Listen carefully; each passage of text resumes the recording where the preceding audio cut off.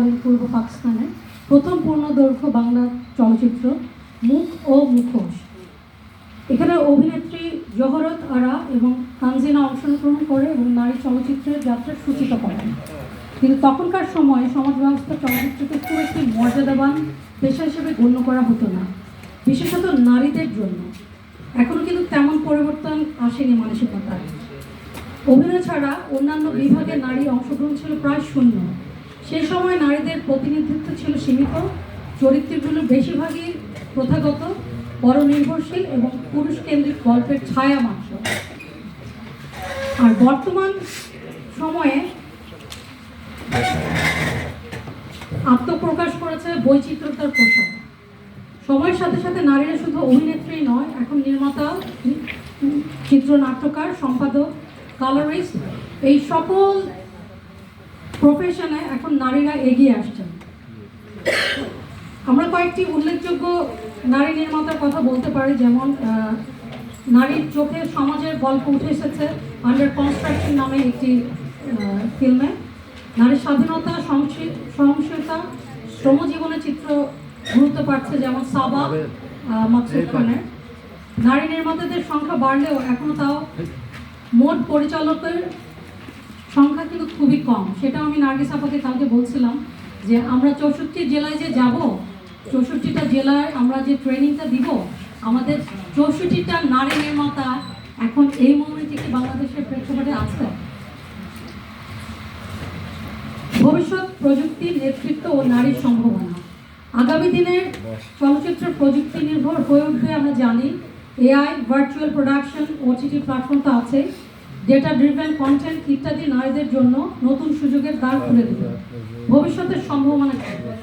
নারীদের জন্য digital film making training, scholarship, incubation programme চালু হলে তারা আরও বেশি গল্প বলার সুযোগ পাবে। নারীরা স্থানীয় এবং বৈশ্বিক সমস্যার নতুন দৃষ্টিভঙ্গি উপস্থাপন করতে পারবে। নারীদের নেতৃত্বাধীন প্রযোজনা সংস্থা চলচ্চিত্র অর্থনীতিতে নতুন গতি সঞ্চার ঘটাবে। নারীদের নিরাপদ কর্ম পরিবেশ হিসাবে এডিটিং একটি খুব ভালো প্রফেশন হতে পারে। যে নারীরা ঘর থেকে বের হতে চায় না, তারা তাদের ঘরে বসেই কিন্তু কম্পিউটারে কাজ করতে পারে। মানে সেটা আমাদের এই রুম্পা ম্যাডাম, উনি নেতৃত্ব দিবেন। উনি নিজেও এডিটিংয়ের একটি কোর্স করেছেন বিসিটিআইতে। Script writing and editing both. AI যুগে নারীদের আধুনিক প্রযুক্তির প্রশিক্ষণের সুযোগ করে দক্ষ কর্মী বাহিনী গঠন করা সম্ভব। আমাদের চ্যালেঞ্জ সমূহ কি?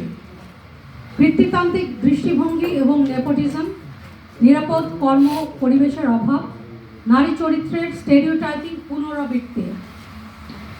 পশ্চিমা দেশের কিংবদন্তি নারী অভিনেত্রীদের সফল ক্যারিয়ারগুলো দেখলে আমরা দেখতে পাবো Meryl Streep, Katharine Hepburn, Sophia Loren, Viola Davis, Halle Berry থেকে শুরু করে পুরুষ প্রধান কেন্দ্রের সমভাবে দাঁড়িয়ে নিজের ক্যারিয়ার প্রতিষ্ঠা করেছেন। তাদের মধ্যে উল্লেখযোগ্য কীর্তি হলো ক্যাথরিন হেপবার্নের অলাভজনক 4টি একাডেমিক অ্যাওয়ার্ড জয় করেছেন উনি। ইতিহাসের সর্বোচ্চ পুরস্কার প্রাপ্ত অভিনেত্রী তিনি। এবার নারীরা কেবল পর্দার সামনেই নয়, এই প্রোডাকশন, লেখালেখি এবং পরিচালনায় যে প্রভাব ফেলেছেন। আপনার 2022 সালে কেবল শীর্ষ 100 গড় আয়কর চলচ্চিত্র থেকে এসেছে 16 to 17% এবং সিনেমার পরিচালকরা কিন্তু নারী। এটা আমি হলিউডের কথা বলছি।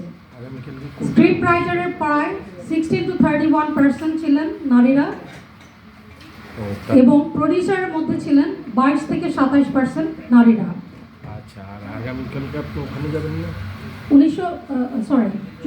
24 সালে প্রথমবার শীর্ষ 100 চলচ্চিত্রের 42% নারী প্রধান মুখ্য চরিত্রে পৌঁছান। কাছাকাছি চলে এসছে প্রায় 42%। 50% হলেই আমরা সেই লক্ষ্যে পৌঁছে যাব। যদি আমরা ইকুয়ালিটি না, আমরা ইকুইটিতে বিশ্বাসী, যে কিভাবে যেই নারীরা ডিসঅ্যাডভান্টেজ স্টেজে আছে তাদেরকে আমরা কিভাবে আরেকটি টুল এগিয়ে দিতে পারি। তো আমাদের প্রেক্ষাপটে বাংলাদেশে আমরা যে ভবিষ্যৎ সম্পর্কে এখনো জানি না, কারণ আমরা এখনো যেই জায়গায় দাঁড়িয়ে আছি সেখান থেকে ইমার্সিভ এবং ইন্টারঅ্যাক্টিভ প্রযুক্তি সেটা বাংলাদেশে আসতে আরও কিছু বছর সময় লাগবে। যদি আমরা জানি 2030 সালের মধ্যে সব কিছু আধুনিকায়ন হবে, তো ভার্চুয়াল রিয়েলিটি যেটা ভিআর সেট দিয়ে আমরা অলরেডি বাচ্চারা দেখছেন, একটা আপনারা দেখছেন হয়তো, আমার এর পরবর্তীতে আমি একটা প্রেজেন্টেশন দিব, তখন আমি দেখাবো ভিআর সেটের মধ্যে এখন ফিল্ম দেখছেন। আগমেন্টেড রিয়েলিটি, দর্শকরা সেই বাস্তবে তারা পৌঁছে গেছেন যে 360 ডিগ্রি একটা স্পেসের মধ্যে তারা গল্প উপভোগ করতে পারেন। হলোগ্রাফিক সিনেমা 2030 থেকে 40 সালের মধ্যে পর্দাবিহীন হলোগ্রাম ভিত্তিক চলচ্চিত্র প্রদর্শনের প্রযুক্তি খুব জনপ্রিয় হয়ে উঠবে। কিন্তু সেই হলোগ্রাফিক সিনেমা হলো আপনার এই স্পেসটার ভিতরেই যেই ফিল্মটা প্রদর্শিত হবে হলোগ্রামের মাধ্যমে, আপনার মনে হবে যে এখানে প্রোটাগনিস্ট নায়ক নায়িকা তারা বোধহয় আমার এই রুমের ভিতরে আছে, আমিও তাদের একটি পার্ট, এই ফিলিংসে নিয়ে যাবে। তো তখন বোধহয় ফিল্ম আর্কাইভের এই প্রজেকশন হলটা একটু আধুনিকায়ন করতে হবে। আগাচ্ছি।